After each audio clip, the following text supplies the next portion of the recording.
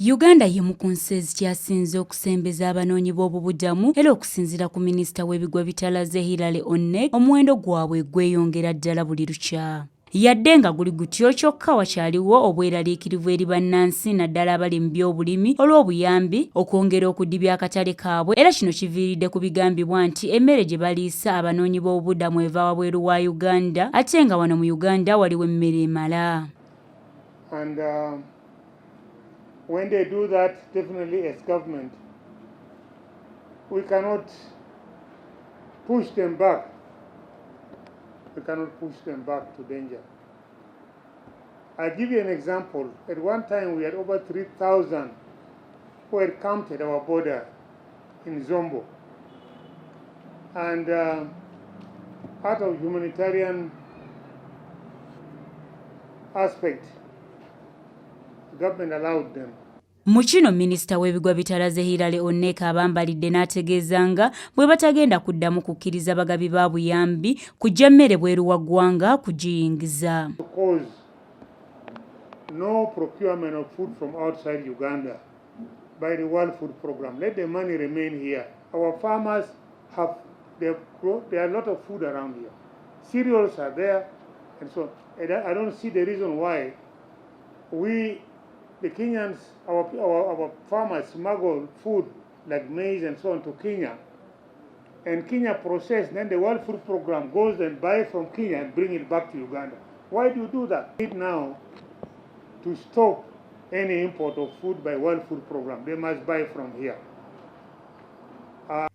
Wabula omukungu wa UN Losa Malanga ayambalidde gavumenti n'ategeeza ng'emmere ya Uganda bwetali ku mutindo gumala, kyokka minisita wano wennyini wamwanukulidde n'amutegeeza nga emmere gy'ayogerako obutaba ku mutindo yayimirizzaawo bannansi, era bw'atyo n'abasaba oba tebagyesiga baleete ebyuma ebikebera omutindo gw'emmere bagikebere. This is the only reason why, despite investing for several years, we have not been able to purchase locally in Uganda.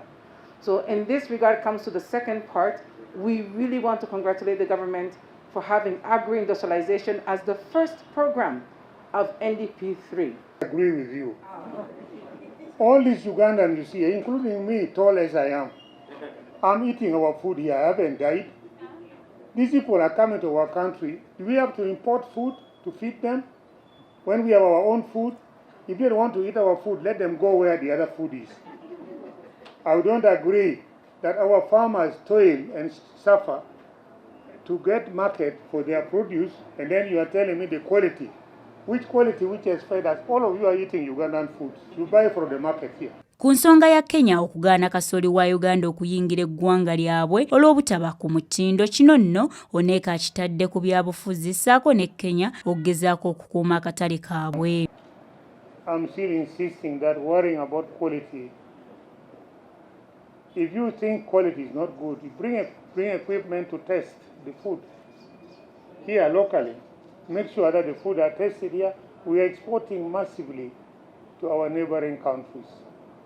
Until recently, food politics came in Kenya here when they began to say our maize has aflatoxin or something, simply because they want to protect their market. Biro byonna bibaddewo olunaku lwaleero ku Uganda Media Center wano mu kibuga Kampala. Gavumenti bw'ebadde esisinkanye ab'ebibiina by'amawanga amagatte okutema empenda ku ngeri gye bagenda okuyamba abanoonyi b'obubudamu abali mu ggwanga, era mu kaweefube ono eggwanga lya Japan liwaddeyo obuwumbi bw'ensimbi 36 nga ambasada wa Japan Hidemoto Fukuzawa bw'annyonnyola. Edith Nabagereka, STV Select, EY'ENJAWULO.